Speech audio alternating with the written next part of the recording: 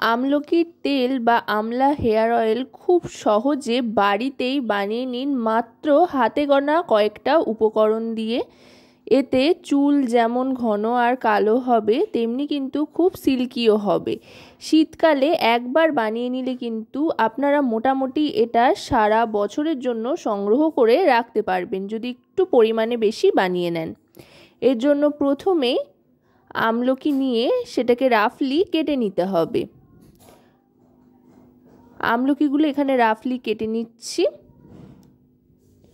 এখানে 250 গ্রাম মতো আমলকি নিয়ে নিয়েছি, যেগুলো ধুয়ে পরিষ্কার করে কেটে নিয়েছি। এবার মিক্সার জারে এই আমলকির টুকরোগুলোকে নিয়ে নেব।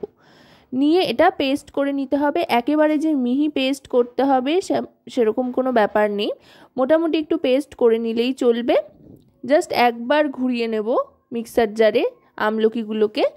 তারপরে এটা একটা সাইডে সরিয়ে রেখে একটা ফ্রাই প্যান বসিয়ে নেব গ্যাসের ওপরে। তারপরে গ্যাসটা জ্বালিয়ে নিয়ে আমলকির যে পেস্টটা তৈরি করে নিয়েছিলাম সেটা দিয়ে দেব। দিয়ে দিচ্ছি আমলকির গোটা পেস্টটা প্রথমে। আর এই ক্ষেত্রে কিন্তু গোটা প্রসেসে গ্যাসের ফ্লেমটা মিডিয়াম টু লোতে রাখতে হবে। আমলকিটা দিয়ে দেওয়ার পর এবার দিয়ে দিচ্ছি এতে মেথি, আস্ত মেথি দিচ্ছি।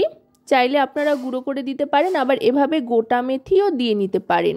মেথিও কিন্তু চুলের জন্য খুবই উপকারী, মেথিতে কিন্তু চুল খুব সুন্দর কালো হয়।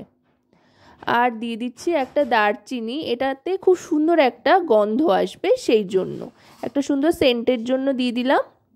এখানে 2 টেবিল চামচ মতো মেথি নিয়ে নিয়েছি। এবার দিয়ে দিচ্ছি 1 বাটি পরিমাণে মাথায় মাখার তেল। এটা আপনারা যে ধরনের তেল মাথায় মাখেন, যে কোম্পানির তেল বা যেই তেল, সেটাই কিন্তু এখানে ব্যবহার করতে পারেন, যে কোনো তেলেই কিন্তু চলবে।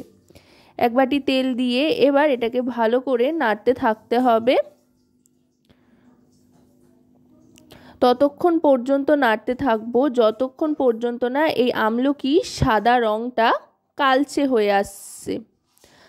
আর এই তেলটা এরমভাবে ফোটাতে ফোটাতে দেখতে পাবেন খুব সুন্দর একটা গন্ধ আসছে, যেটা আপনারা অনুভব করতে পারবেন যখন বাড়িতে বানাবেন। এই মেথি আর নারকেল তেলের দারুণ সুন্দর একটা গন্ধ কিন্তু আসতে থাকবে ফুটতে ফুটতে। দেখুন আমলকির যে পেস্ট সেটা কিন্তু ফুটতে আরম্ভ করেছে, খুব সুন্দর ফুটছে। আর এর থেকে দারুণ একটা গন্ধও আসতে আরম্ভ করেছে। অনেকটা নারকেল নাড়ু পাক দেওয়ার সময় যেমন গন্ধ আসে সেরকম একটা গন্ধ আসতে থাকবে, নারকেলের ভাজা গন্ধ। আর আস্তে আস্তে দেখুন রঙটা কিন্তু অনেকটা ডার্ক হতে আরম্ভ করছে।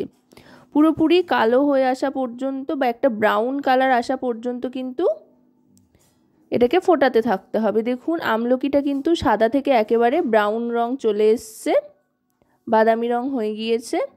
এবার গ্যাসের ফ্লেমটাকে অফ করে দেবো।